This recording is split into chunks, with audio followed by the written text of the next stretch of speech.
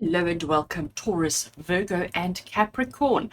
Welcome to your week ahead TarotScopes with me, Intuitive Rene. So we are looking at the week of the 3rd to the 9th of April 2023.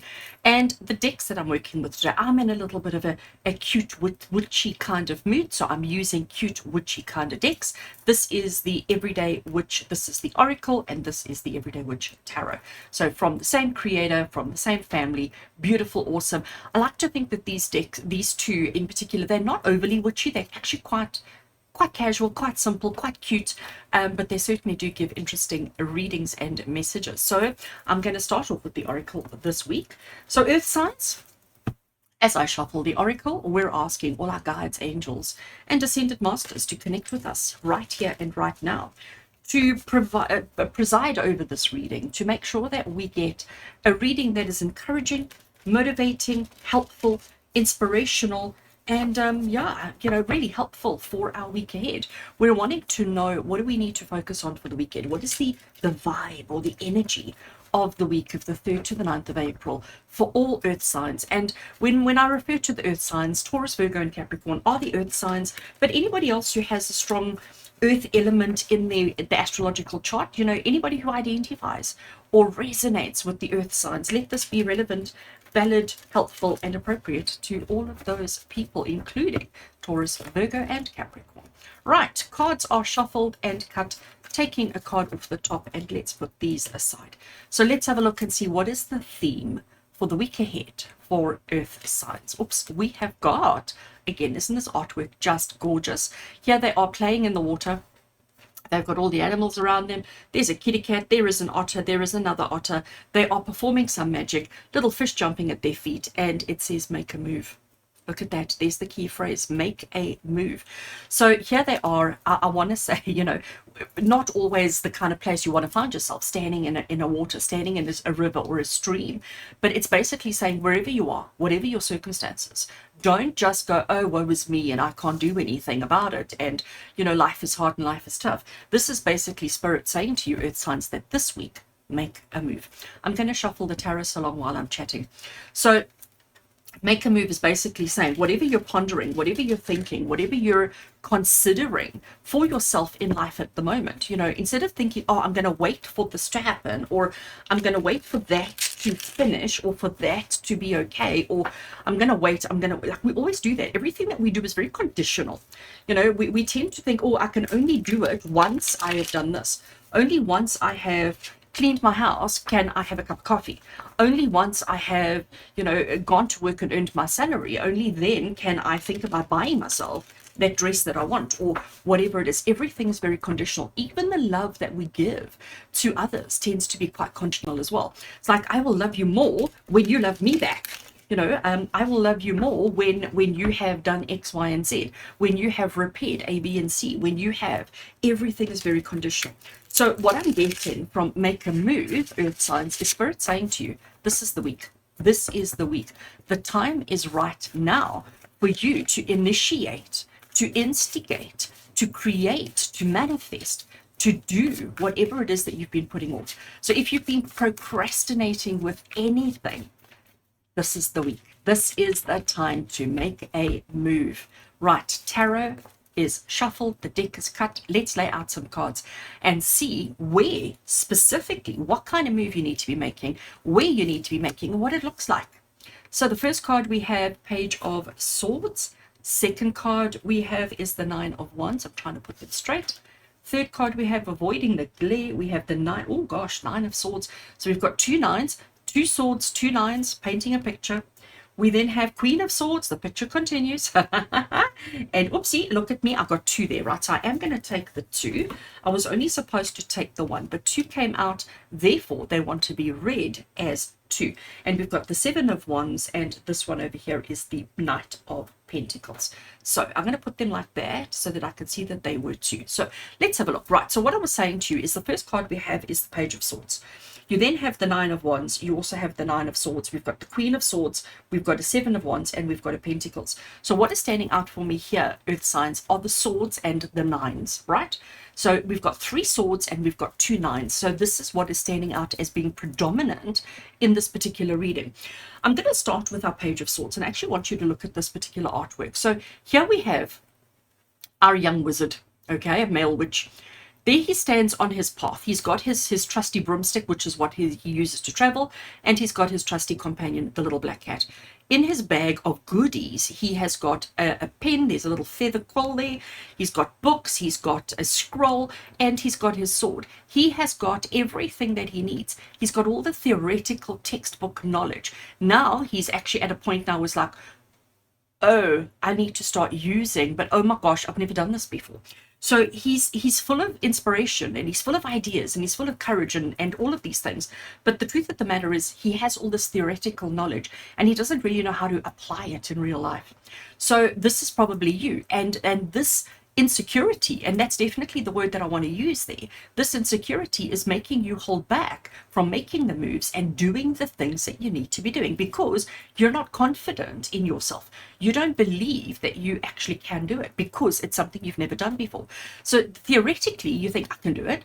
But when it comes to the physical, and if you think about a time in your life when you have tried something for the first time, you know, like I'm going to talk about swinging an axe. I don't know why, but that's the example I have in my head from Spirit, right? So swinging an axe. So you lay out your piece of wood, you take your axe and you hold it over your head, and you just need to sort of bring it down to cut the wood. But before you actually do that first swing, there is that apprehension, okay? There is that feeling of dread, that feeling of panic, that feeling of fear, that feeling of anxiety that comes over you before. And once you've made that first chop, then it's like, oh, okay, this isn't too difficult. And then you can chop and chop and chop and chop. And this is the feeling that you have right now. So there is something that you've been putting off. There is something that you've been toying with, something that you've been procrastinating on for quite some time. And Taurus, Virgo, and Capricorn, this is Spirit saying to you, it's time to make a move. It's time to trust and believe that you are ready to do whatever it is you need to do. You've got all the talent, all the skills, all the abilities, everything is there. Now it's just a case of doing it. All right. I want to then talk about the 2 nines, and I'm going to talk about them together, okay? And I'm actually going to bring these down just so that I'll bring them up again in a sec, but I just want to see the 2 nines. Both of them have got an element of strife. Both of them have got an element of fear and anxiety and panic, all right? Here, she's backed up against a tree. On the floor in front of her, and again, let me just show you. All right, so on the floor in front of her are all her spent wands. So she had a whole bunch of them, and each one was charged and ready to perform miracles and perform magic, but they're all empty. You can see that they're smoldering. They have no more magic left in them. She's on to her last wand. Oh, I'm lying, she's got 2 more. Okay, so these are her last that she has. There's her little cat up in the tree with her, and she's now up against the wall. She's got to back up against the tree, and she's panicking. Can I do this? Can I do this? Can I do this? Can I actually achieve the things that I need to achieve? And she's fearful. She's a bit bandaged, she's a bit battered and bruised, but she's still standing, and she's still got 2 wands left. But the panic of can I is what is holding her back. Again, she needs to make a move. And then if we look at this particular 9, this is the 9 of Swords now. There she sits on her bed. She's got all her journals around her, okay?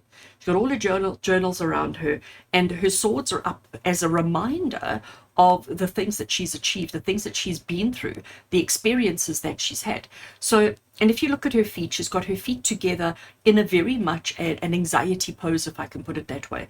And in her journals is all her stresses, all her worries, all her concerns, all her fears.